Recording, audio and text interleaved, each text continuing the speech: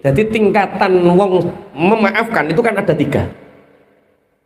Pertama, fa'fu anhum, kita memaafkan.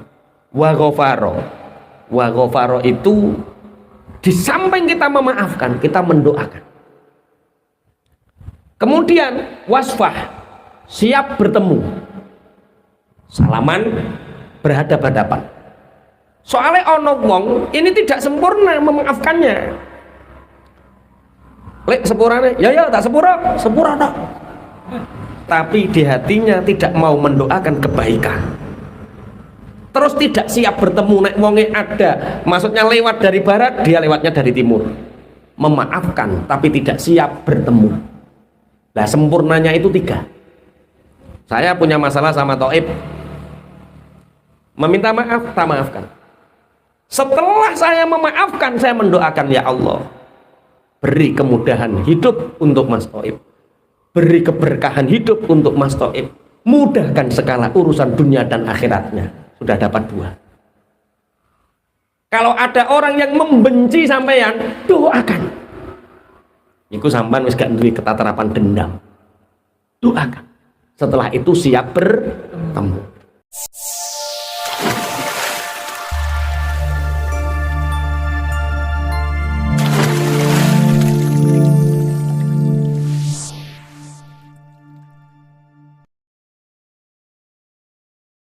Walladzina atainahumul kitaba yafrahuna bima unzila ilaika wa minal ahzabi may yunkiru ba'dah. Ini berkaitan bahwa orang-orang mukmin itu harus menerima Al-Quran secara keseluruhan. Jadi asbabun nuzulnya ayat ini, tak terjemah dulu ayatnya, nanti tak ceritakan asbabun nuzulnya. Dan orang-orang yang aku beri mereka kitab, itu mereka bergembira dengan apa yang diturunkan kepadamu Muhammad, seneng. Wa minal ahzabi may yunkiru ba'dah, dan sebagian golongan ingkar terhadap sebagian isi kitab itu. Qul innama umirtu an a'budallah, katakan Muhammad, sesungguhnya aku hanya diperintah untuk menyembah Allah dan tidak menyekutukannya. Wala usyrika bi, ilaihi ad'u, hanya kepada Allah aku memohon menyembah, wa ilaihi ma'ab, dan kepada Allah nanti kita akan kembali. Ayat ini turun di mana awal-awal Al-Quran ini diturunkan, mulai ayat-ayat atau surat-surat makiyah, itu yang dibahas adalah ketauhidan. Otomatis nama yang disebut yang sering itu adalah Allah, Allah, Allah. Siapa Allah itu? Yang menciptakan langit, menciptakan bumi, menciptakan manusia, yang membuat manusia butuh terhadapnya. Itu semua diceritakan Allah. Padahal di dalam kitab Taurat, di dalam kitab Injil, terutama kitab Taurat, Allah paling banyak nyebut Ar-Rahman. Allah paling banyak nyebut Ar-Rahman. Nama Ar-Rahman ini sangat familiar di dalam kitab Taurat. Sehingga orang-orang yang Yahudi, orang-orang yang membaca kitab Taurat, itu pasti tahu bahwa Tuhan mereka itu Ar-Rahman, yang maha belas kasih. Akhirnya suatu saat Abdullah bin Salam dan orang-orang yang alim kitab Taurat bersamaan dengan Abdullah bin Salam masuk Islam, bertanya kepada Rasulullah Muhammad sallallahu alaihi wasallam, ya Rasulullah, kenapa di dalam kitab suci Al-Quran wahyunya Allah jarang sekali nyebut Ar-Rahman, padahal di kitab Taurat Ar-Rahman itu sangat masyhur sekali. Akhirnya kemudian setelah Abdullah bin Salam tanya kepada Rasulullah, turun wahyu, qul da'ullaha awida'ur rahman ayyamma tad'u falahul asmaul husna. Memohonlah kepada Allah atau memohonlah kepada Ar-Rahman, ayyamma tad'u, dimanapun kalian berada, dengan cara apapun kalian berada, falahul asmaul husna, maka bagi Allah asmaul husna. Makanya beberapa riwayat mengatakan doa yang di situ diawali atau diakhiri dengan asmaul husna, maka doa itu tidak akan pernah tertolak. Makanya kalau kita sehabis berdoa, lampiri dengan asmaul husna. Ojo cah cilik-cilik tulang Asmaul Husna tok terus sampean ora apal. Yo diulangi sifat-sifatnya Allah. Wallahu ladzi la ilaha illa huwar rahman ar-rahimul malikul quddus assalamul mu'minul muhaimin al-azizul jabbarul mutakabbir al-khaliqul bari'ul musawwir al-ghaffarul qahharul wahhab razzaqul fattahul alim al-qabidul basil khafid sak piturute. Setiap habis berdoa, awali atau habis berdoa, bacalah Asmaul Husna, maka doamu tidak akan tertolak. Ayyamma tad'u falahul asmaul husna. Mendengar ini orang-orang Yahudi yang ada di Mekah ngekei kabar ning gone wong-wong Quraisy. Ngekei kabar ning gone wong-wong kafir Mekah. Kabar gembira untuk kalian. Apa? Muhammad sekarang tidak lagi ngajak menyembah Tuhan yang satu. Sekarang Tuhannya Muhammad dua, Allah dan Ar-Rahman. Dipelintir sama orang-orang Yahudi. Sekarang Muhammad nyembah dua Tuhan, Allah dan Ar-Rahman. Makanya turun ayat ayyamma tad'u falahul asmaul husna, bahwa Ar-Rahman itu bukan zat, Ar-Rahman itu adalah sifat dari Allah yang disebut dengan Asmaul Husna. Akhirnya menjadi gojekan guyonane wong-wong kafir Quraisy. Rahman sapa? Lah nek Rahman ya ora Muhammad tok pangerane Rahman. Musailamah itu juga punya Tuhan namanya Rahman. Akhirnya turun ayat wahum bidzikrir rahmani kafirun. Mereka menyebut-nyebut nama Rahman, Ar-Rahman, menyebut nama Rahman, tapi mereka kafir, kufur terhadap kasih sayangnya Allah. Turun ayat wahum bidzikrir atau wahum yakfuruna birrahman. Mereka mengingkari atau mengkafiri Allah yang Rahman. Kemudian orang-orang ahli kitab Yahudi dan Nasrani iki bunga seneng karena di dalam Al-Quran banyak nyebut Ar-Rahman, tapi mereka kafir. Akhirnya baru turun ayat walladzina atainahumul kitaba yafrahuna bima unzila ilaika.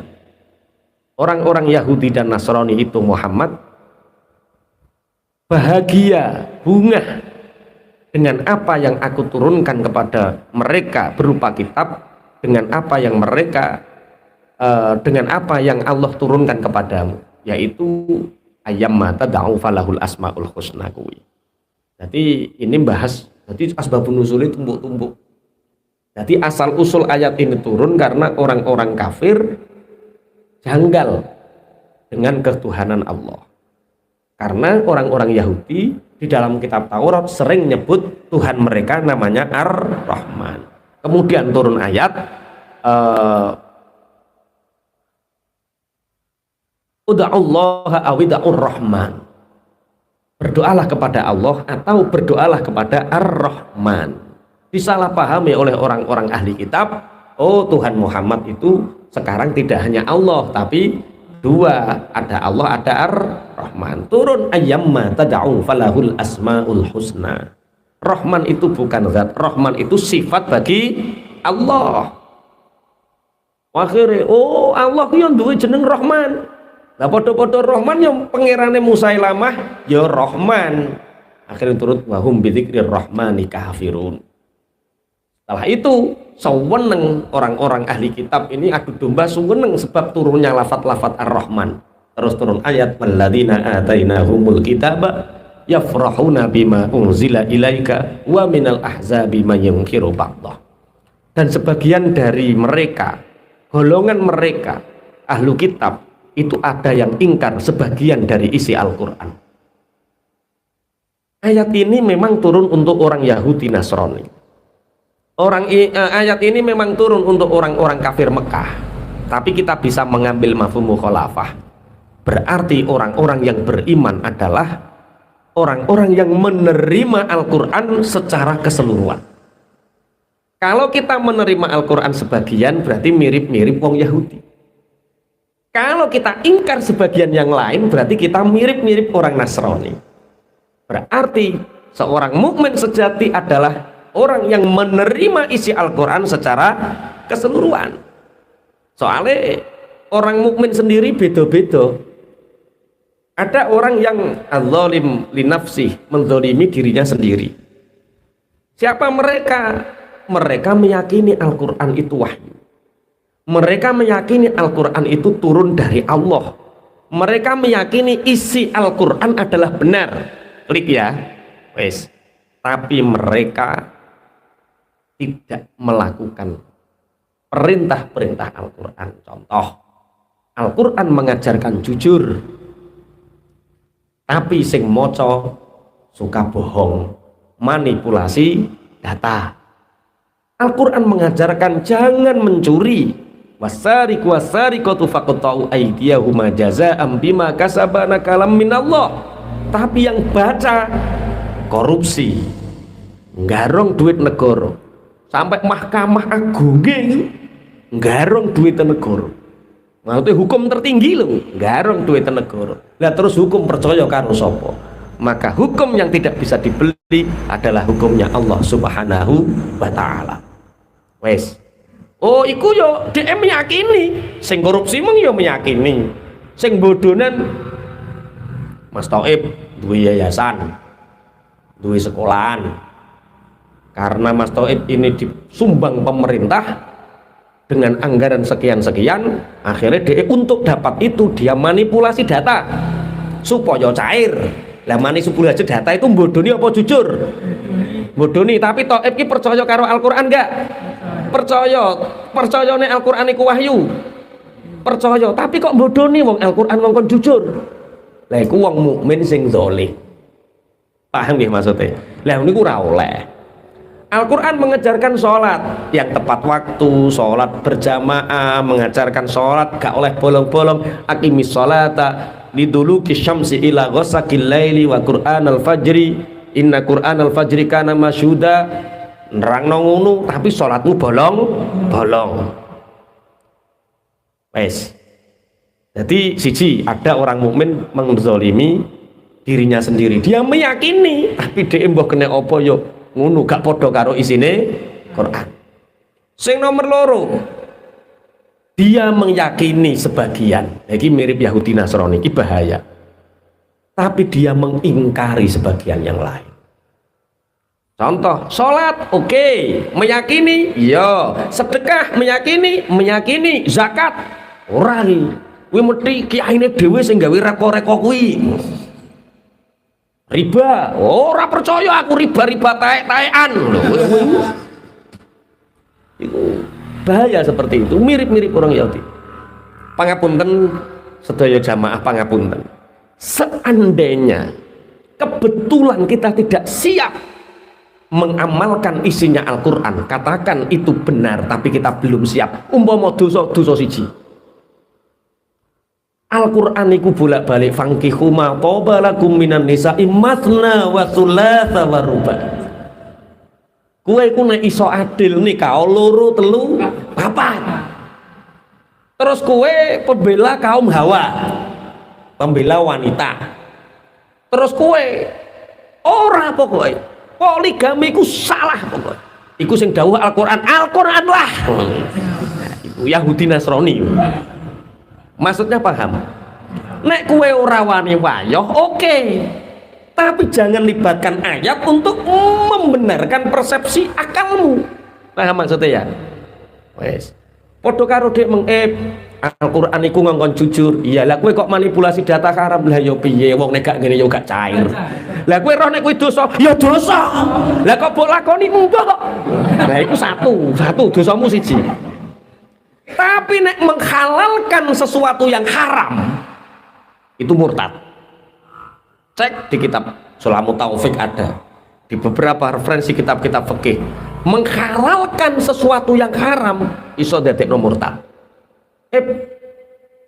Iku Al-Quran merintah jujur, iya. Lah manipulasi data ra bodoni. Ciri sapa bodoni? Ora. Lah kuwi bodoni kanggo barang sing bener iki gak apa-apa. Nah terus iki liqadril hajah, ini untuk kebutuhan umat. Kebutuhan umat apa kebutuhan wetengmu? Kalau sampai diotak-atik sing penting barang haram dadi halal, murtad. Paham nggih? Berarti supaya awak wis jujur wae nek dosa ya lakoni dosa. Misalnya Pak Hadi, Ustaz, Pak Hadi, pacaran hukumnya bagaimana? Haram. Lah sampean kok pacaran? Lah kuwi rak nafsuku. Islam saklawase pacaran haram.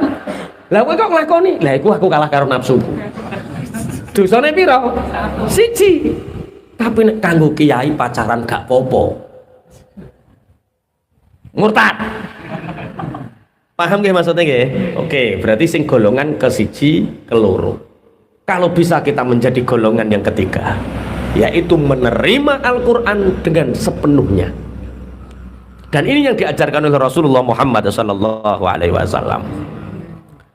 Suatu saat Sa'id bin Hisham ini berkunjung ke rumah Sayyidah Aisyah radhiyallahu anha. Akhirnya Sa'ad bin Hisham ini bertanya an akhlaki Rasulullah sallallahu alaihi wasallam. Bertanya tentang bagaimana sih akhlaknya Rasulullah sallallahu alaihi wasallam. Faqalat amat taqra'ul Qur'an. Apakah kamu tidak pernah membaca Al-Qur'an? Sampai menanyakan bagaimana akhlaknya Rasulullah. Sayyidah Aisyah ditanya bagaimana akhlaknya Rasulullah, wahai Sayyidah Aisyah. Sayyidah Aisyah menjawab, apa kamu tidak pernah membaca Al-Qur'an?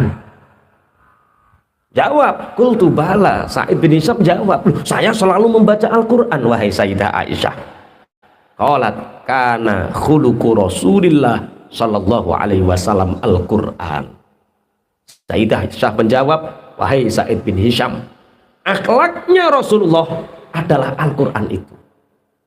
Iki nek wong awam iku wong sampean dijawab Sayyidah Aisyah kan bingung wong kowe ora tau maca Al-Qur'an. Terus yo ora ngerti isine Al-Qur'an, dijawab kana khuluquhul Qur'an. Akhlaknya Rasulullah itu ya Al-Qur'an.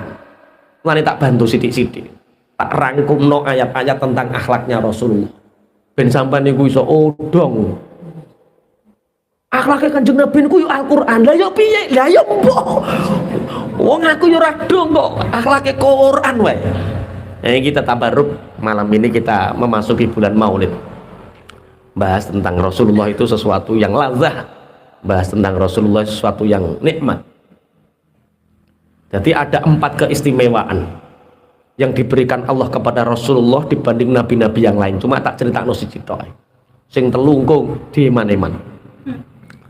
Soalnya sing telu iku umpama tak critakno belum tentu paham. Nek sing siji mesti paham. Dengan para nabi yang lain, Allah itu kalau manggil langsung nama. Kalau manggil Rasul itu langsung nama. Ya Ibrahim arid an hadza, langsung diceluk nama. Ya Nuhu qad jataltana fa aktarta jidalana fatina bima ta'iduna. Ya Nuhu ya Ibrahimu. Terus nek kowe sing hafal apa sing hafal? Ya iblis piye kowe nabi kok ya iblis. Ya Adam uskun anta wa zawjukal jannata fakula min haitsu syi'tuma. Ayo. Apa nih? Ya Ibrahim wis, ya Nuhu wis. Ya Isa bin Maryam a'al takul talin nasit takhiduni wa ummiya ilahaini min dunillah. Wis apa nih?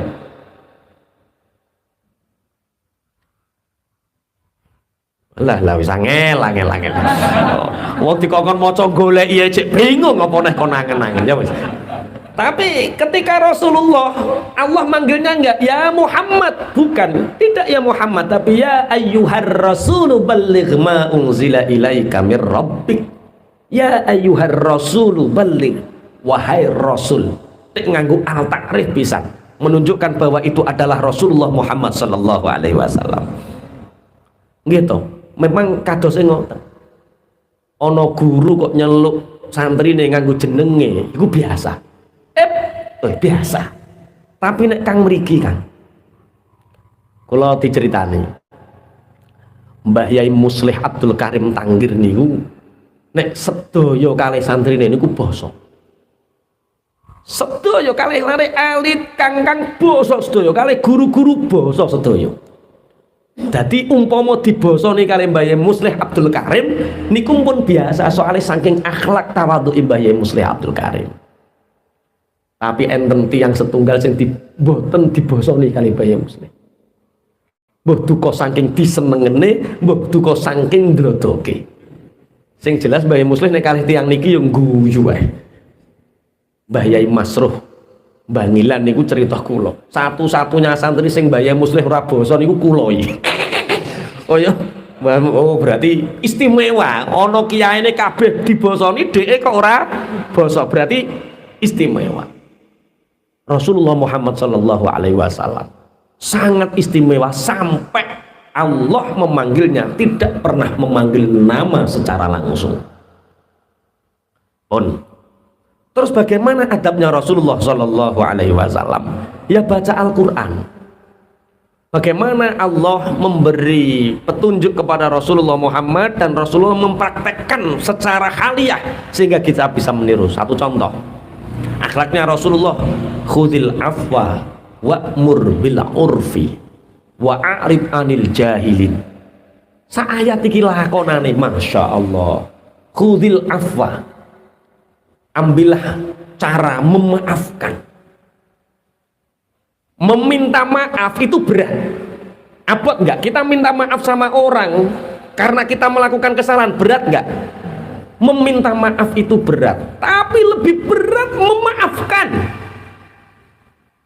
Loh, meminta maaf rak rumangsa awake salah. Lah nek memaafkan kowe bener kok. Memaafkan itu lebih berat daripada meminta maaf. Jadi derajat memaafkan itu di atasnya meminta maaf.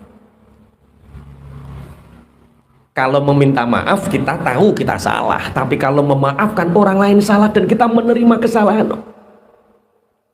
makanya orang-orang yang punya rasa al-afu, memaafkan, dia akan jauh dari penyakit hati, dia akan jauh dari kegundahan, dia akan jauh dari kerupekan, kesumpekan, hatinya akan bening, pikirannya akan jernih, perilakunya akan baik. Karena apa? Dia nggak pernah punya rasa dendam, nggak punya rasa iri karena kesalahan orang lain dimaafkan.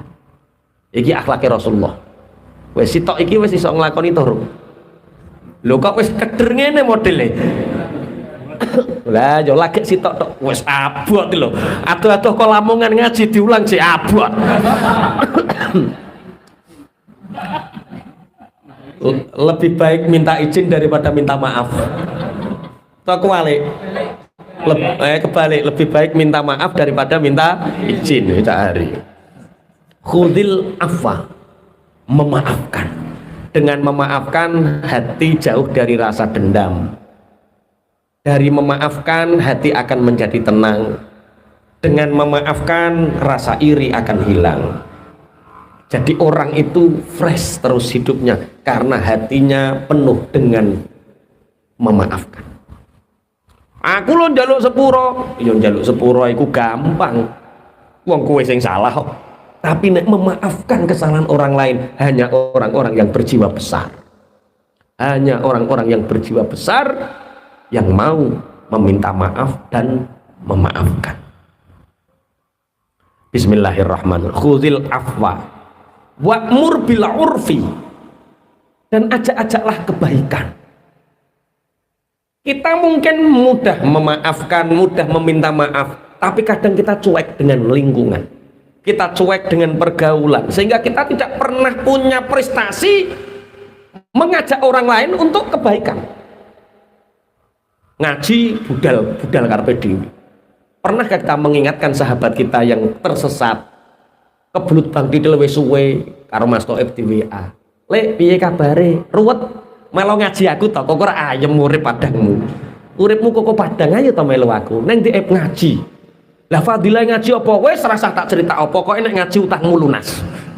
Bareng ngaji sak ulat dadak gak lunas diburu terus deh.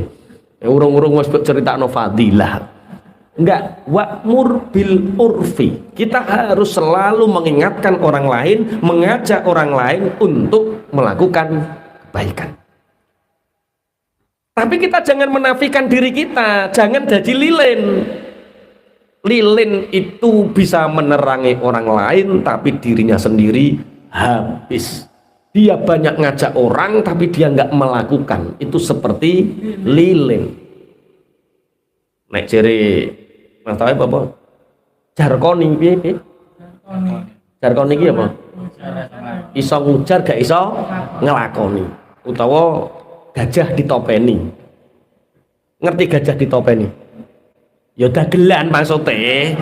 Lah wong ngajak-ngajak apik, pemabuk melarang orang lain untuk mabuk. Boleh enggak? Ya boleh. Walaupun kita suka mabuk, melarang orang lain untuk mabuk boleh. Tapi asarnya, labetnya kurang. Makanya kita jangan jadi lilin, tapi nek iso dadi nek Petromak ya entek lengo gas iki. Listrik, yang penting PLN cek urip. Listrik. Jadi menerangi orang kita sendiri terang benderang, orang lain juga merasakan cahaya.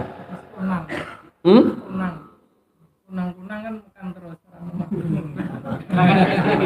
Tapi nek iso ilang kok. Kunang. Iya, mosok dakwah kaya kunang ya. Iya mendrip-mendrip kecilien. Oh. Sokle ya. Pokok nang kulapen. Enggak, artinya wa'mur bil urfi ini penting. Kita punya satu kewajiban yang kita lupakan. Roh kita ini butuh pengikat. Butuh musalsal terus. Kita baik, oke, kita jadi orang soleh itu baik. Soleh sendiri namanya soleh. Baik sendiri namanya soleh. Tapi mengajak orang lain untuk baik dan orang itu menjadi baik, status kita tidak soleh lagi, tapi muslih. Diri kita sendiri menjadi baik, orang lain diajak menuju kebaikan. Jangan sekedar soleh, tapi jadi muslih. Wa'mur bil urfi, akhlaknya ngono. Iki wis mbok lakoni to, insyaallah wis. Oleh wong piro dari domba-domba yang tersesat? Wah, wis oleh wong 10 deh. Wis oleh wong 10, muga-muga ikhlas kabeh. Lah ya ngajak ngaji. Wong siji wae urung melangkah dosane wis di 10. 10 walah 10 kuadrat. Masya Allah. Bener Bang Didele lunas ya bener. Siji memaafkan, dua mengajak kepada kebaikan. Wa'arid anil jahilin, berpaling dari orang-orang yang bodoh. Berpaling bukan berarti meremehkan. Orang bodoh kita hormat, orang bodoh kita muliakan sebagai rasa kemanusiaannya. Tapi nek wong bantai, wong bodoh bantai, wong gak ngerti bantai awake, lebih baik wa idza khatabahumul jahiluna qalu salama. Pak Yai jenengan iku salah. Fardune wudu iku ngusap kuping, fardune wudu. Mbok arani sunah piye? Orang ngusap kuping kok wudune sah. Pak Yai ngajine nang ndi? Wis jelas wong bodho. Nek neng wong ngono kuwi iya Kak, iya. Jadi Imam Syafi'i itu pernah berkata, aku mujadalah, berdebat dengan orang alim siapapun, saya nggak pernah reputasi kalah, nggak pernah. Tapi saya hanya terkalahkan oleh satu orang.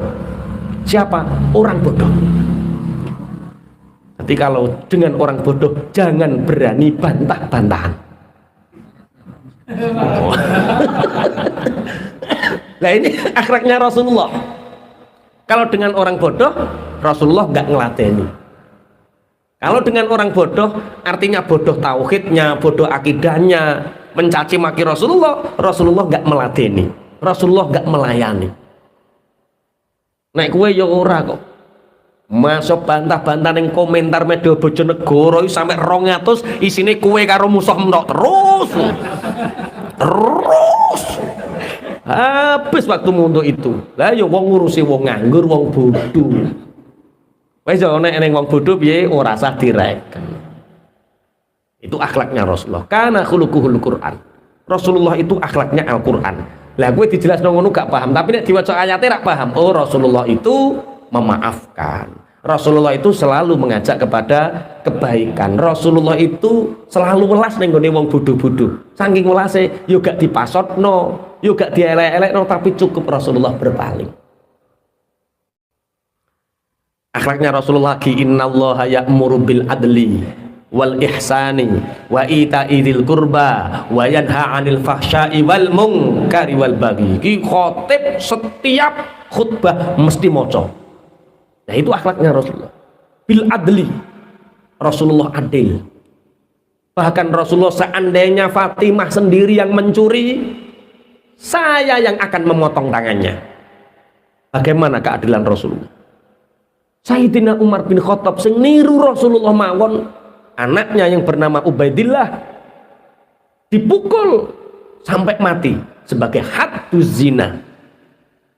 Jadi ada salah satu putranya Sayyidina Umar bin Khattab yang ketika itu Umar bin Khattab menjadi Amirul Mukminin, presiden, khalifah. Tapi nek khalifah ra Abu Bakar, nek Amirul Mukminin Umar bin Khattab. Niku Ubaidillah itu lama sakit. Saking lamanya sakit sembuh, saking senengnya sembuh jalan-jalan. Akhirnya dia diampirno ini bahasa Indonesia apa? Diampirkan. Kok diampirkan kok saru? Mosok singgah. Jadi kalau singgah rawake ini diampirkan wae ke sini ngono lho. Apa bahasa Indonesia ini? Akhirnya wahai Ubaidillah pinarak. Akhirnya Ubaidillah di situ karena ini orang Yahudi punya dendam pribadi. Ubaidillah ini minumannya dicampur dengan racikan khamr sing ora krasa ning ilat tapi dahsyat mandi. Akhirnya bareng ngombe mabuk. Keluar dari rumah orang Yahudi ini lewat beberapa perkebunan orang Yahudi. Di situ ada seorang wanita yang perawan sing bubukan ning gurine omah, syahwatnya memuncak dan terjadilah pemerkosaan. Dan itu beberapa bulan kemudian ketika Amirul Mukminin khutbah, ada seorang wanita, ya Amirul Mukminin, tolong beri keadilan kepada kami. Keadilan yang bagaimana? Aku hamil. Hamil dari halal atau haram? Halal untukku tapi haram untuknya. Untuknya siapa? Ubaidillah ibnu Umar bin Khattab. Bergetar Umar bin Khattab, ndredeg, campur meruntus. Bagaimana orang sealim Ubaidillah yang ngaji Qur'annya saja sama Rasulullah, langsung dididik oleh Rasulullah bagaimana melakukan perbuatan itu. Akhirnya tunggu sebentar di sini. Tapi sebelum itu aku akan memutuskan dari pribadiku sendiri, bukan dengan hukumnya Allah. Anakmu akan dirawat dengan baik sampai dewasa dan kamu akan diberi nafkah sekian. Itu kebijakan pribadi, bukan kebijakan hukumnya Allah.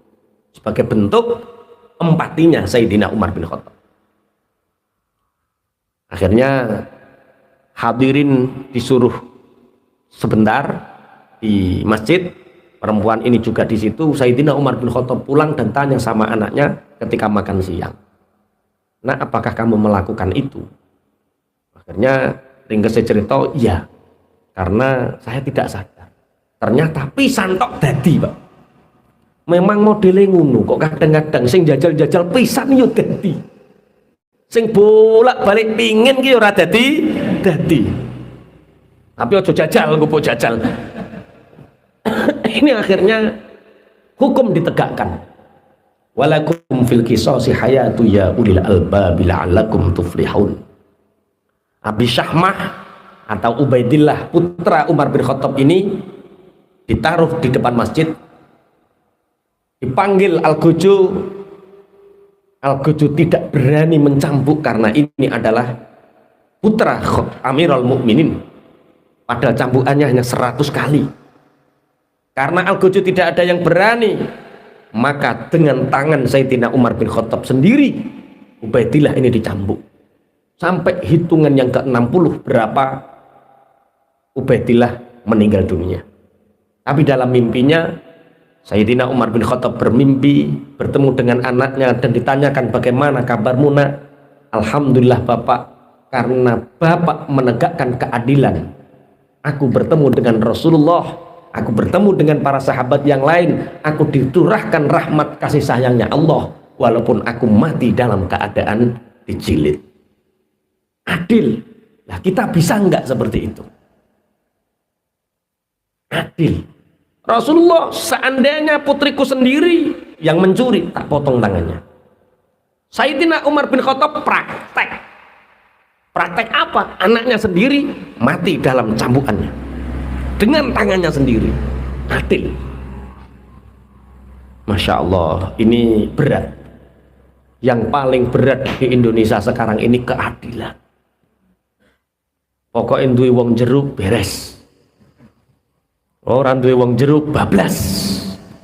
Pokoknya nek duwe kroni aman, gak duwe kroni bablas. Iki ayo bahas mulutan kan, yuk bahas sifatnya Kanjeng Nabi. Ya'muru bil adli wal ihsan.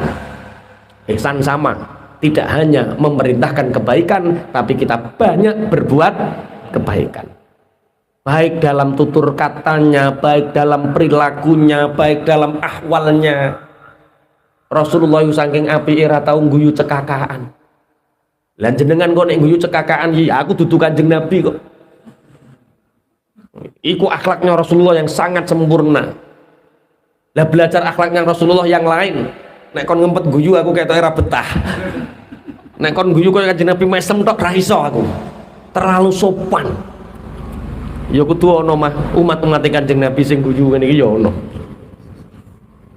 Kanjeng Nabi niku Masya Allah, cara diceritakno ora ana enteke akhlak-akhlak dari ahwalnya Rasulullah. Bismillahirrahmanirrahim. Terus wa ita'idzil qurba. Rasulullah itu selalu memberikan sedekah, infak kepada kerabat-kerabat terdekat. Jadi kerabat-kerabat Kanjeng Nabi kopen kabeh. Kopen kabeh. Tapi bukan nepotisme. Kopen itu artinya kerabat-kerabatnya Rasulullah yang butuh terus dikasih sama Rasulullah. Lah wae min sana melarat ora mbok openi, ponakanmu melarat ora mbok openi, dulur pakde palikmu ora mbok openi. Ayo Kanjeng Nabi akhlaknya wa ita'idzil qurba. Kerabat kita aja sampai mulya dhewe, ajak kerabatmu menjadi orang-orang mulia. Awake aja sugih dhewe, ajak kerabat-kerabatmu untuk kaya tapi dengan keadaan terhormat. Aja kok tambah bodadekno kroni. Wah, teh kabeh bupati kono, dulure bupati kene, dulure min sanane kene kabeh sak Indonesia kaya nggone dheke kabeh. Lah ngono ki sing ora oleh. Wa ita'idzil qurba itu artinya jangan sampai keluarga kita kesusahan dan kita tidak tahu. Jangan sampai kerabat kita susah tapi kita tidak tahu. Wa ita'idzil qurba. Mulane kadang-kadang kaya winginane wedhus mangan plastik keselek ngono ki ya menawa bateh murah tau mangan iwak wedhus terus akhirnya dibeleh bateh umban iwak wedhus ngono ya diangen-angen. Aku kudu guyu.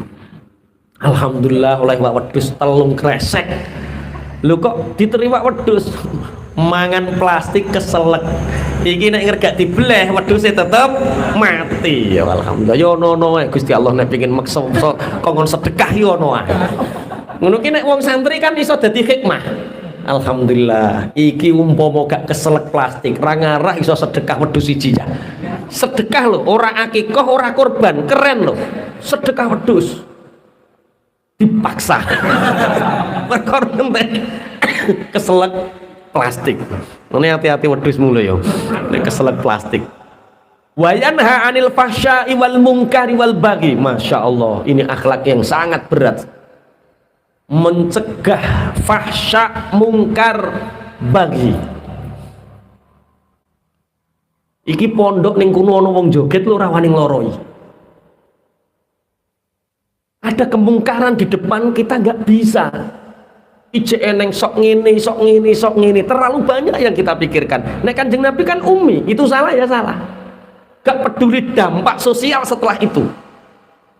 Kanjeng Nabi ummi ora mikir dampak sosial. Sing mikir dampak sosial aku kowe.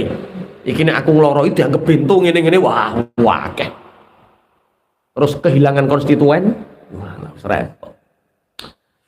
Berat. Lah ya khuluquhul Quran. Terus Kanjeng Nabi niku akhlake wasbir ala ma asobak. Sabar terhadap ujian yang terjadi. Diganjar kebelet utang, sabar. Penggawean angel, sabar. Ngaji gak paham-paham, sabar. Bar nandur mbako wis apik udan duwres, sabar. Lombok wayah panen regane mudhun, sabar. Wayah paceklik lomboke jek cilik regane larang, sabar. Gusti Allah nek engke harapan kan ngono terus. Jek cilik lomboke wah larang di rumah api buah panen mudhun, sabar. Masya Allah. Wasbir ala ma asobak. Apapun yang terjadi terhadap kita, sabar. Ngelamar cah wedok ditolak, sabar. Wong tuane gak seneng, sabar. Duwe mara tuwa mbok iwangi penggawe ora diketokno, sabar. Iku akhlak. Bismillahirrahmanirrahim. Abot ya ternyata ya. Walamang sabara wa ghafara inna dzalika lamin azmil umur. Ketika Rasulullah disakiti orang lain, satu sabar dan langsung memaafkan tanpa dia minta maaf. Misalnya Cak Hari karo Pak Woti repoti cara ngene ape dagang terus dijerum bahasa Indonesia ini apa?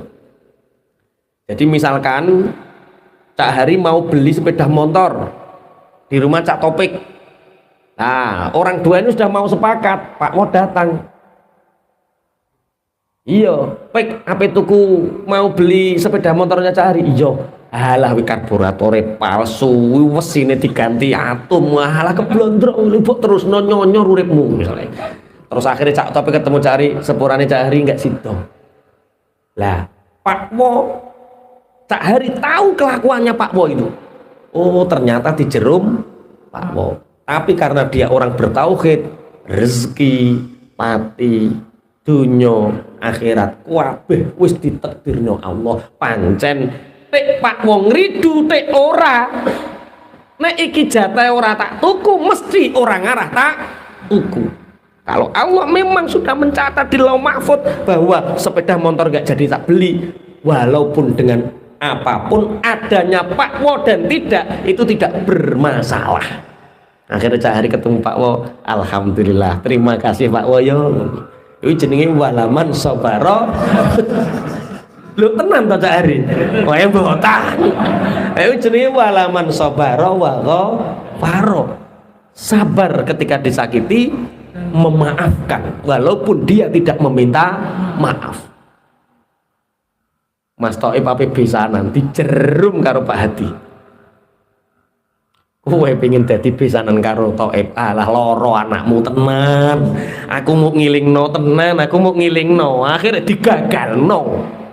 Karena Mas Toib sudah ngaji walaman sabara ghafaro, ada Pak Hadi dan tidak, itu tidak berpengaruh apa-apa terhadap takdir ini. Wong pancen neng Lauh Mahfud ora dicatet nek dadi judone. Masih ora ono Pak Wo ya tetep gagal. Gak neng Pak Hadi ya tetep gagal. Bahasanya ngeten iki paham nggih? Masya Allah. Gak ngono kok kowe duwe dendam karo wong, kok punya iri sama orang lain, berarti kowe nganggep tauhid takdir Gusti Allah gak berlaku nek ngono berarti. Makanya jangan pernah membenci orang lain. Walaman sabara wa ghafara. Dan itulah akhlaknya Rasulullah. Ternyata Rasulullah tidak pernah membenci, Rasulullah tidak pernah dendam. Bismillahirrahmanirrahim. Fa'fu anhum wasfah innallaha yuhibbul muhsinin. Rasulullah itu memaafkan dan langsung musafahah.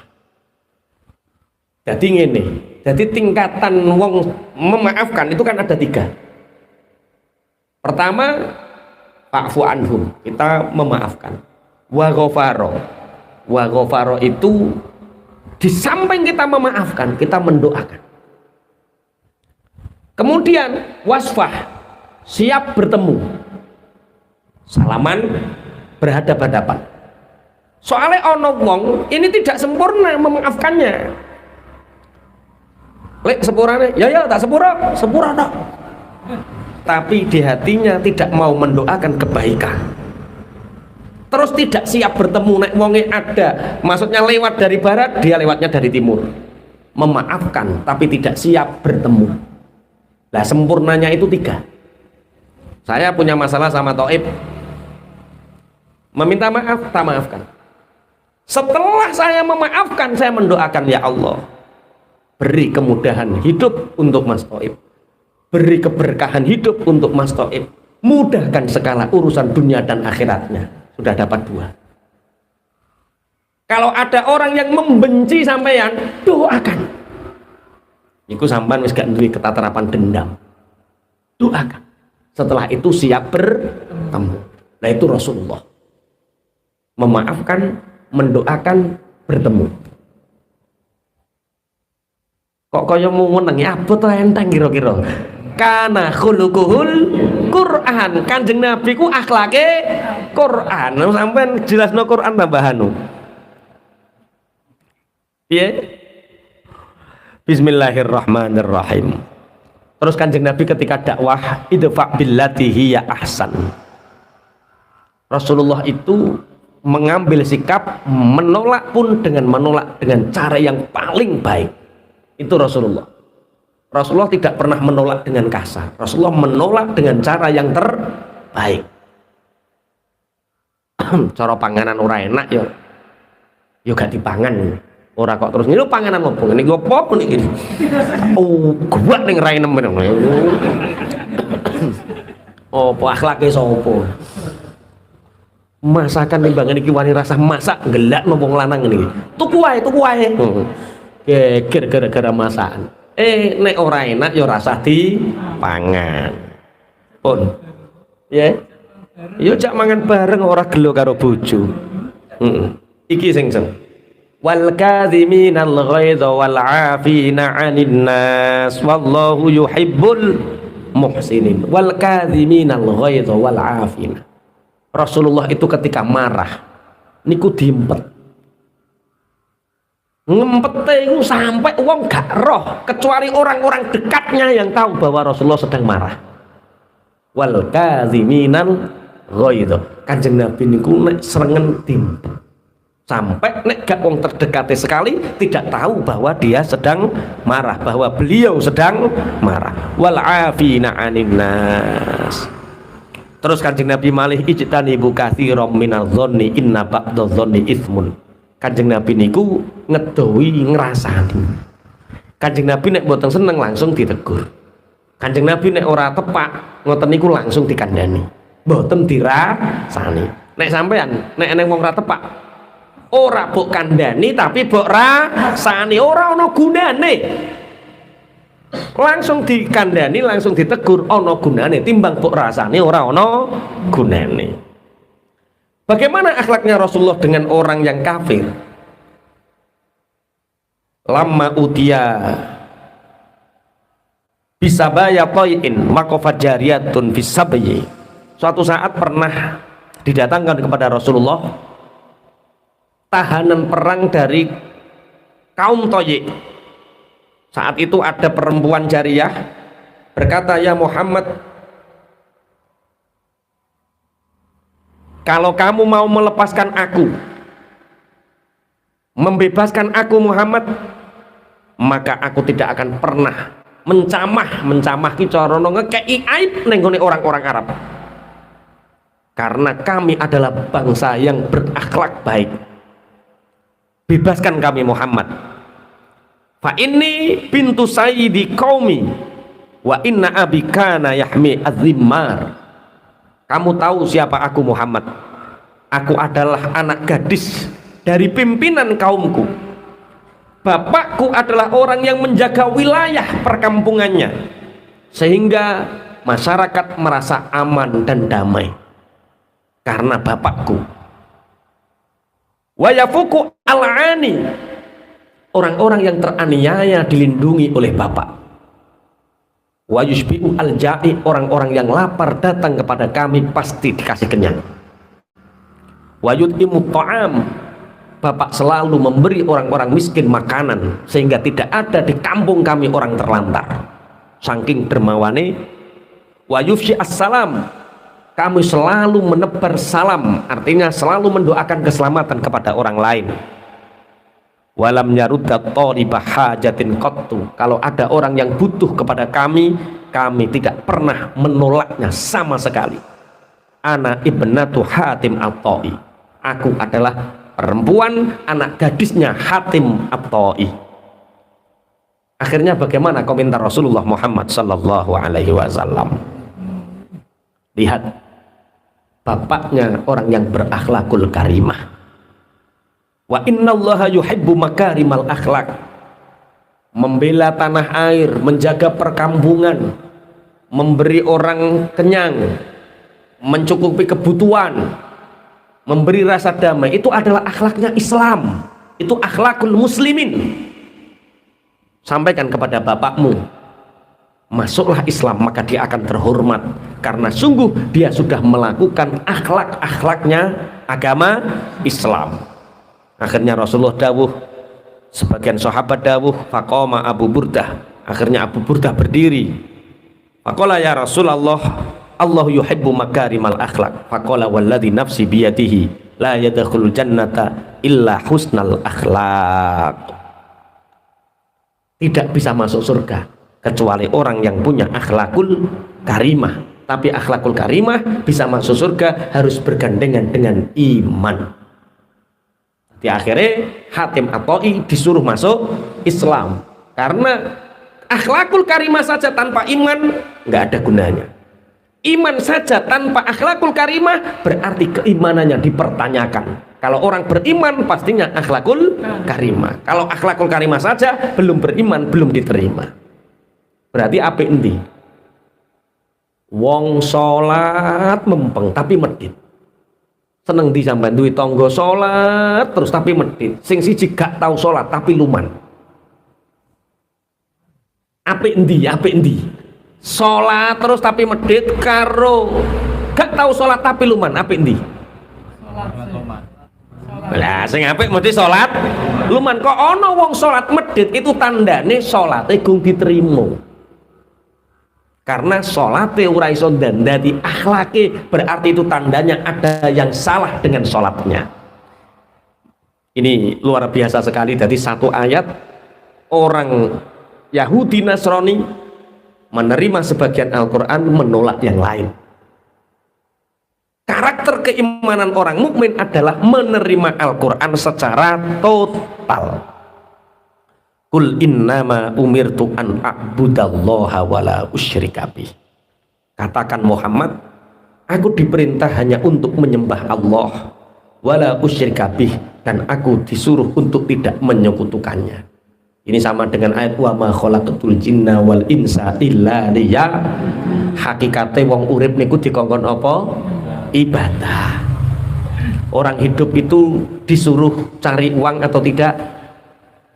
Kita hidup itu disuruh cari uang apa tidak? Perintahnya ibadah.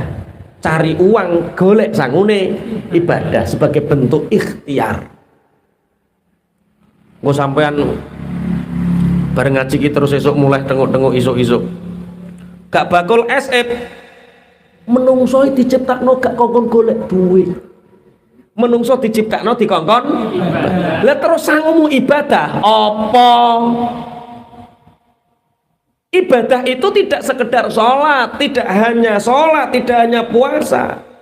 Tetesan keringat kita ikhtiar mencari pekerjaan untuk menghidupi anak cucu, untuk kita bisa sholat, itu juga ibadah.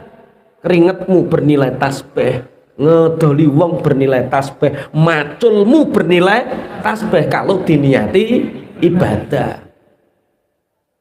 Masya turu kilo ibadah. Nek niat tarkul ma'asi, niat ninggal maksiat. Jadi kalau kita mau tidur, plek saurunge turu, ya Allah, niat saya meninggalkan semua maksiat. Turu. Soalnya kowe nek melek mesti maksiat. Guyu, maksiat apa, Mas? Soalnya awake nek melek ora maksiat berat. Makanya wali zaman akhir paling gampang niku turu. Semakin banyak tidurnya, semakin banyak meninggalkan dosanya. Berarti semakin banyak turu, semakin gampang menjadi wali. Tapi wali turu.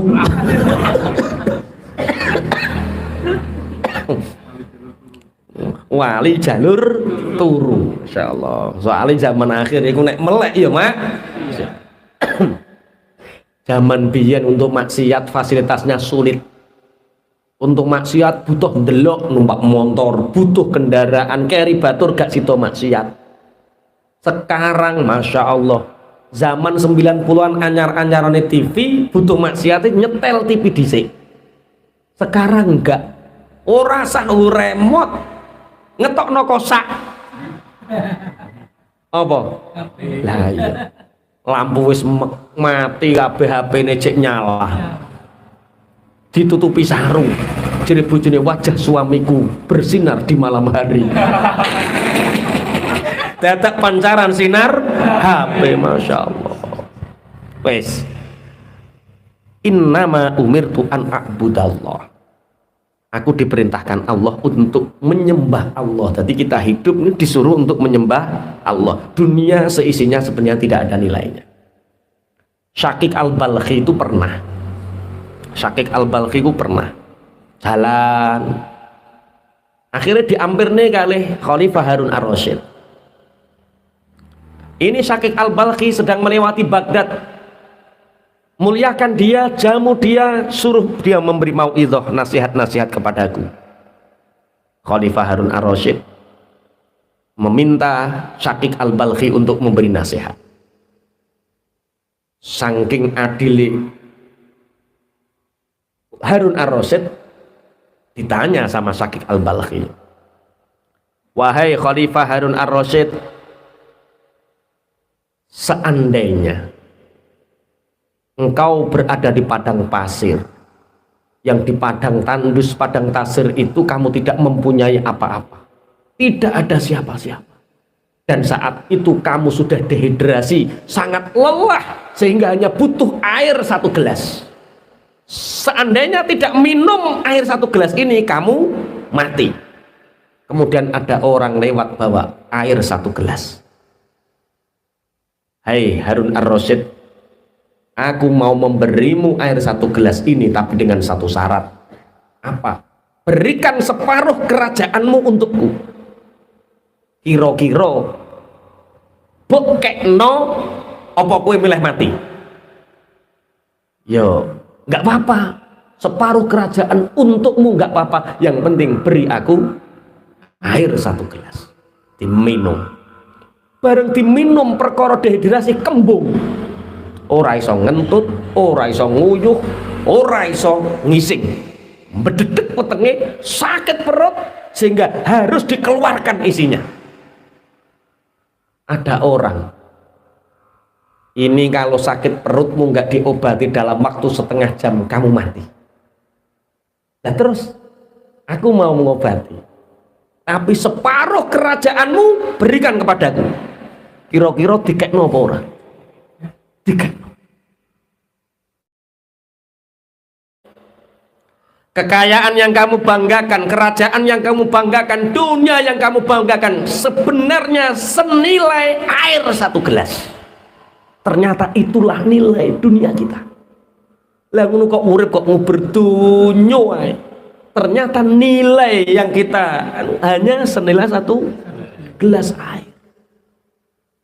Bahasa ngeten iki saged dipahami nggih. Kaya-kaya hebat-hebat to. Dadi pangdam. Terus nek dadi pangdam ora mati ngono ta. Terus pengaruhnya besar. Kalau pengaruhnya besar terus apa? Ternyata kekayaan kita, kehormatan kita, kejayaan kita nilainya tidak lebih dari segelas air.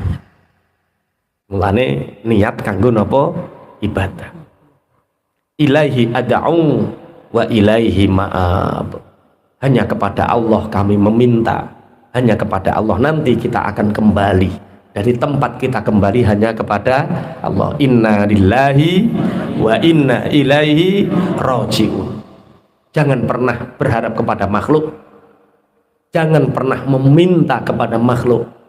Maka saya ngaji tadi, seneng ngaji Ihya tadi siang, pas bahas tentang jimat doa tolak melarat. Wis tahu ngerti jimat doa tolak melarat. Jadi membahas tentang adabul Jum'ah, adab-adabnya Jumat yang ke-10 dalam kitab Ihya. Kalau orang ingin dia tidak terlilit hutang, kalau dia ingin hidupnya tidak butuh pada orang lain, dia sangat diperhatikan Allah, dia dilihat oleh Allah dengan pandangan kasih sayangnya Allah, maka sehabis Jumatan jangan tergesa-gesa. Sehabis sholat Jumat, posisi kaki masih dalam duduk tawaruk, duduk tahiyat akhir, jangan bergerak. Baca Fatihah 7 kali, Qulhu, Falak, Nas 7 kali.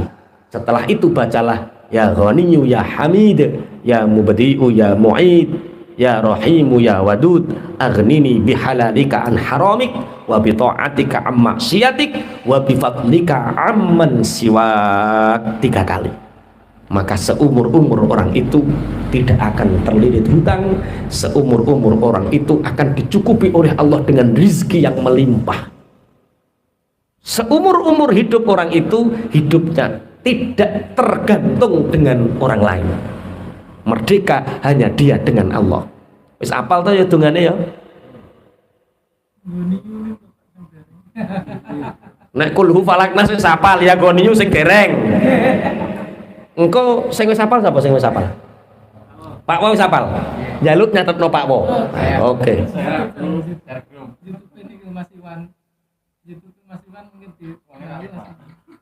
Wi kok nek mbok nulisno Iwan keliru kabeh. Pak Wo, di-share di grup. Di-share nggih. Don duwe utang to sampean? Iya, modelnya babakan ngene iki semangat. Oh, antisipasi. Lah yo, kadang orang itu egois. Imam Ghazali di dalam kitab Ihya Adabul Jum'ah itu mengutip dari hadis-hadisnya Rasulullah. Nek niat ngelakoni, ojo niat utange lunas, ojo niat uripmu kemakmuran, ojo niat kuwi, niat to tiru Kanjeng Nabi sunnah. Kok tambah bladak iki piye? Ngaji ono yahine kok gak paham-paham. Niat maca Fatihah, Qulhu, Falak, Nas, Ya Ghaniyyu ya Hamid, ojo niat utange lunas, ojo niat uripmu makmur, niat ono ittiba li Rasulillah, niat anut ning gone Kanjeng. Adapun utang lunas kuwi bonus. Uripmu makmur kuwi bonus. Lah wong kok ngejar bonus lali sunahe, ya ora oleh apa-apa. Paham maksudnya nggih? Aku kotok iku doleh bonus sing mbok kejar bonus tambah Kanjeng Nabi pun alekno. Sing merintahno ki Kanjeng Nabi, berarti ittiba li Rasulillah. Awake nglakoni niat anut ning gone Kanjeng. Ilahi ad'u wa ilaihi ma'ab. Ada seorang ustadz. Ini kisah nyata, tapi ustadznya gak tak sebut. Ustadz ki pokoknya wis terkenal, sampean yo kenal kabeh, Suatu saat melakukan safar perjalanan, karena sudah menjadi kebiasaan kita, kalau kita safar mampirnya pasti di masjid satu dengan masjid yang lain. Suatu saat di masjid itu ada orang yang sholat. Ketika berdoa sujud nangis, ketika ndonga nangis. Ustadz ini penasaran, Masya Allah. Aku ya hono ya ini jadi ustadz, kok gak tahu nangis koyomu. Masya Allah, betapa takarub parek dengan Allah sehingga ketika sujud pun dia nangis. Akhirnya tabaruk ustadz ini nggak pergi dulu, nunggu orang ini. Kejadian ini menjelang subuh di sebuah masjid. Akhirnya orang ini salaman, Masya Allah Pak Yai, salim. Kula iri Pak kali jenengan. Kenapa Pak Yai? Sampan kok iso ya sujud nangis, ndonga nangis, kok parek men karo Allah. Aku warai. Mbok ya saya ini diajari. Apa jawab orang ini? Pak Yai, kula nangis niku mboten perkara parek kalih Allah. Lah kenging nopo? Besok niku griya kula Pak Yai. Kos-kosane niki telas. Wancine bayar, lah kula dereng enten sing digawe bayar.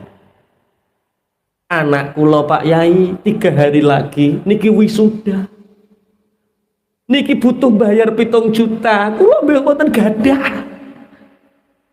Besok Pak Yai jam 9 pagi istri saya sudah sakit 5 tahun. Butuh operasi 60 juta. 60 juta Pak Yai. 60 juta operasi, sewone omah 5 juta, bayar wisuda 7 juta. Lah wong ora nangis lho piye Pak Yai? Oh alah, nangis ora iling Gusti Allah, iling duit swidak juta. Nggih. Terus Pak Yai ini pun jenengan sholat malih nangis malih. Ada ayat dalam Al-Qur'an, ilahi ad'u wa ilahi ma'af. Pun bener sing sampean lakoni, wis ndang nangis maneh, jaluk ning gone Allah, bener jaluk ning Allah aja ning makhluk. Nggih. Jenengan kok iso mantep jaluk ning Allah, lah gak mantep piye wong wektune karek sesuk. Wektune karek. Akhirnya fajar muadzin datang. Allahu akbar, Allahu akbar. Ya la ilaha illallah. Nah, berazan mikir iki cek muni pujian.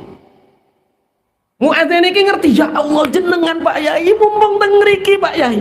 Mumpung panjenengan di sini, tolong imami Pak Yai, tolong imami Pak Yai ngoten. Lah kiai niki tawadhu mboten. Kersane imam ngriki mawon biasane sinten? Biasanya siapa yang jadi imam?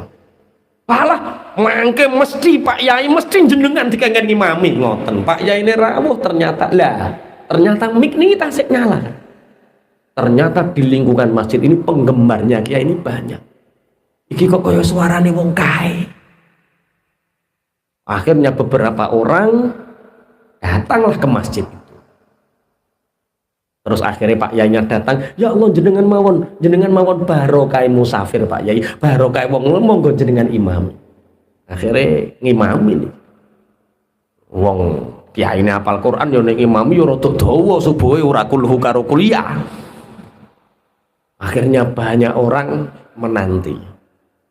Salat subuh sudah selesai, ada seseorang rangkul kiai ini.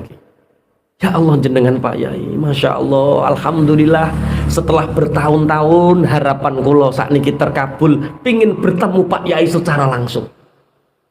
Lah enten napa Pak? Kula 7 dina niki bantah-bantahan kalih ibu bojo kula. Bantah-bantahan tentang apa Pak? Saya itu Pak Yai menghitung zakat saya tahun ini harus dikeluarkan 1 minggu kemarin. Lah jumlah zakat saya itu 80 juta. Mumpung Pak Yai di sini, tak tasarufkan, mohon Pak Yai yang mentasarufkan 80 juta ini ditaruh di mana? Kalau Pak Yai mau, nanti istri saya ajak ke sini bawa uangnya. Ya, bawa ke sini nggak apa-apa. Dibawa ke situ. Orang yang masih menghadap kiblat dan masih nangis dipanggil, Pak. Sini Pak, ceritakan masalah Anda terhadap bapak pengusaha ini. Diceritakan pengusaha ini karo bojone melok nangis. Saya berdoa, ya Allah selama 7 hari ini saya berdoa, saya mohon semoga infak zakat saya ini tepat sasaran. Dan ternyata memang hari ini Allah mengabulkan lewat suarane Pak Yai. Saya mendengar tadi, akhirnya mestinya Pak Yai, saya jamaah saya di sana, nggak pernah saya jamaah di sini.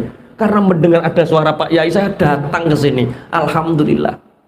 Akhirnya ilahi ad'u wa ilahi ma'af.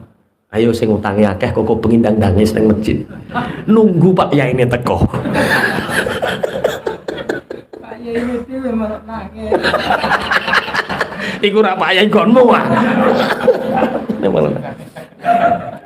Artinya jangan pernah punya harapan selain kepada Allah. Kalau kita punya harapan kepada Allah, Allah akan noto niku yo noto pokoknya diklek. Kapan pertolongan Allah itu datang? Ala inna nasrallahi qarib. Pertolongan Allah itu sebenarnya sangat dekat dengan kita. Hanya kadang kita sampai hari ini nggak tahu di mana mapaknya. Rizki kita sama Allah sudah disediakan terminal, disediakan sama Allah di terminal. Sampai mabaknya yang stasiun terus kok. Berarti salah mapaki. Tepatkan kita mapak sama Allah. Dengan apa? Dengan tidak punya harapan kepada selain Allah. Ilahi ad'u wa ilahi ma'ab. Ayo ditotoat ini. Wa kadzalika anzalnahu hukman arabiyyan wa la in ittaba'ta ahwa'ahum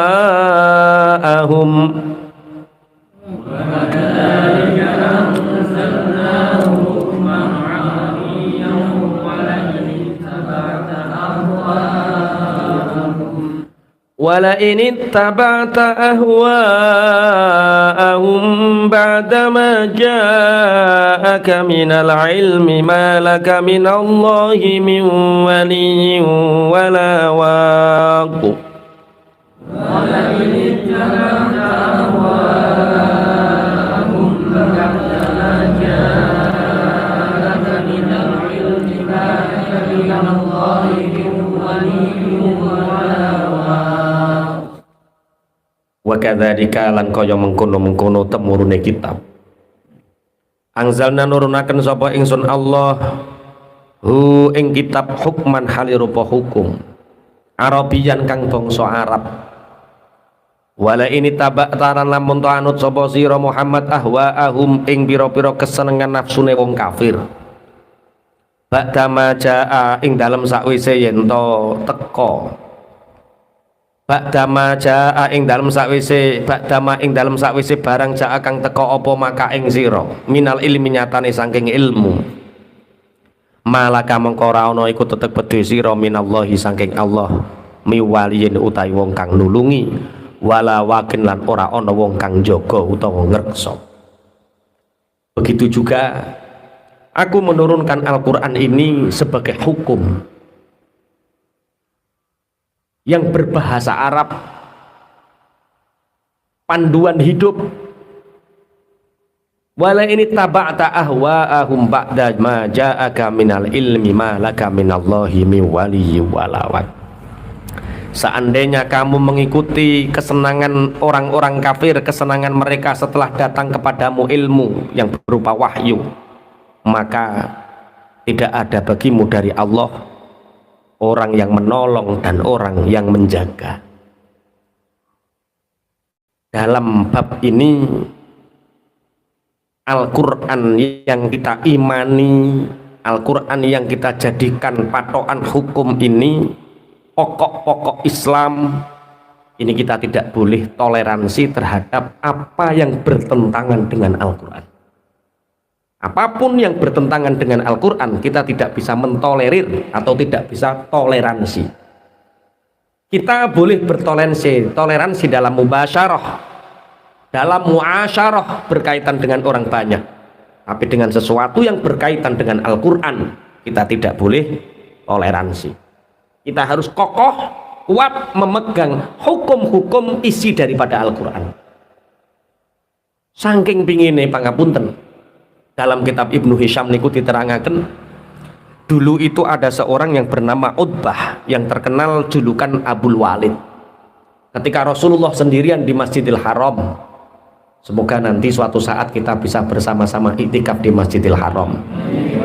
Ketika Rasulullah di Masjidil Haram sendirian, Utbah ini, Utbah bin Robi'ah atau yang terkenal dengan Abu Walid, ini merundingkan tokoh-tokoh orang Quraisy.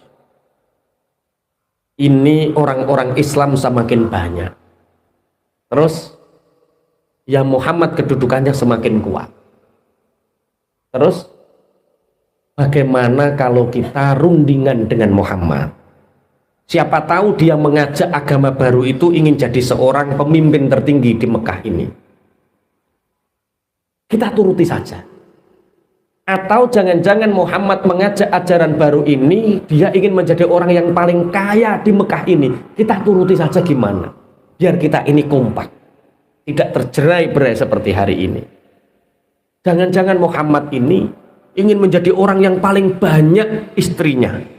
Kita kasih seberapa dia mau. Akhirnya orang-orang penggede, orang-orang kafir Quraisy setuju.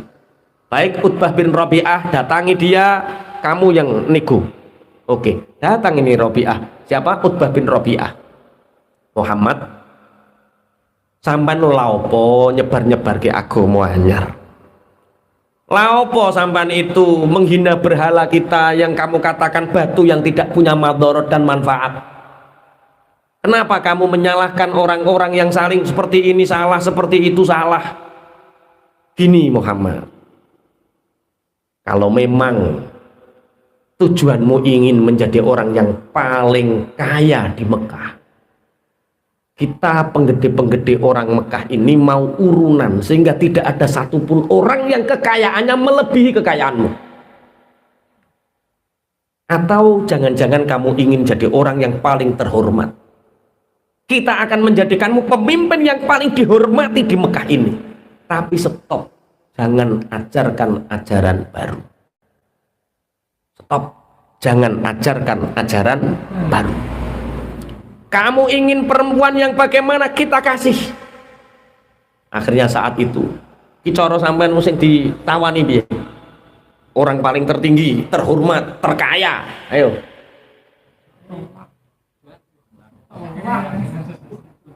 Budal ngono ya. Biasanya kan ngono ke. Ketua demo PT. Misalnya ada PT yang merusak lingkungan, terus gue demo, kowe ketuane, terus gue diciduk, didadekno ketua apa ngono. Gajine sakmene, demo apa ora? Prai, enggak ada demo lagi, padahal mau digaji tok lho. Rasulullah ketika ditawari oleh Utbah bin Rabi'ah itu, Rasulullah kemudian membaca Alif Lam Mim Sajdah. Membaca Alif Lam Mim Sajdah, ketika ayat Sajdah beliau sujud tilawah sambil mencucurkan air mata. Setelah membaca itu, engkau tahu apa yang aku maksud wahai Utbah bin Rabi'ah. Aku tidak mencari itu semua. Aku hanya ingin mengajak orang-orang dalam jalan yang lurus, kebenaran. Ihdinas siratal mustaqim. Kerangka berpikirnya Utbah bin Rabi'ah pulang mendengar Alif Lam Mim Sajdah dibaca oleh Rasulullah, apa yang disampaikan kepada kaumnya? Rasulullah telah menyihirku sehingga aku tidak bisa berkata apa-apa. Sebenarnya simpel, Rasulullah mengajak kepada kebenaran, logika kebenaran. Utbah bin Rabi'ah dan orang-orang Quraisy logika kekuasaan. Jadi logika kebenaran dan kekuasaan ini nggak akan gatuk, nggak nyambung. Karena Rasulullah tidak butuh kehormatan itu, Rasulullah tidak butuh kekayaan itu, Rasulullah tidak butuh jadi pemimpin tertinggi, tidak butuh. Rasulullah hanya ingin ngajak kepada kebenaran. Sedangkan yang lain mengajak kepada kekuasaan, logika kekuasaan dan logika kebenaran. Padha karo Musa karo Fir'aun. Musa mempertahankan logika kebenaran, Fir'aun menggunakan logika kekuasaan. Kalau Musa ini dituruti Bani Israel dan orang-orang Kipti, aku kalah. Jadi Fir'aun menentang Musa bukan karena kebenaran, tapi karena logika politik dan kekuasaan. Makanya ngeten, kontrak kita ngaji hari ini dan selamanya, ya wis ngaji wae. Di sini tidak ada logika kekuasaan. Di sini yang ada adalah kita ngaji Quran bareng-bareng, memahami bareng-bareng. Nanti Pak Yai milih partai apa, ya wis rasa dirembuk. Aku ngajak kuwi rong karuan bondel. Ora usah. Nek aku senenganku nanas yo ben mangan nanas, sampean senengane gedang yo ben mangan gedang. Saya nggak pernah ngajak-ngajak ini. Nah ayo, tidak ada logika kekuasaan di sini. engko ndang kowe nggawa calon ning nggonku. Wong aku wis raja ajak tambah kiai bu ipri-ipri wae. Biasanya orang-orang dekat itu kurang ajar, Pak. Wah, saya dekat sama Pak Yai Toha. Monggo, kula jak silaturahim. Piye lah wong mesti kandhani, kita ngaji kita logika kebenaran, bukan logika kekuasaan. Tambah bu ipri-ipri piye? Terus bawa foto cekrek, bawa share neng grup. Pak Yai Toha ternyata seneng sama calon ini loh. Ucai padahal. Nah, paham nggih maksudnya nggih? Kita ngaji logika kebenaran, jangan pakai logika kekuasaan. Jadi sidik akeh wonge gak penting, besar apa banyak sedikitnya orang juga nggak penting. Yang penting kita adalah selalu menanamkan logika kebenaran ila yaumil qiyamah. Al-Fatihah.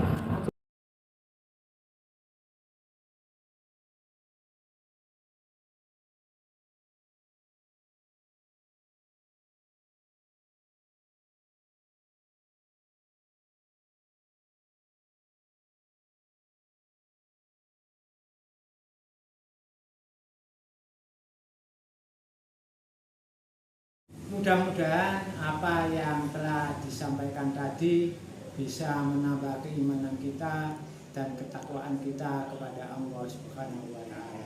Assalamualaikum warahmatullahi wabarakatuh.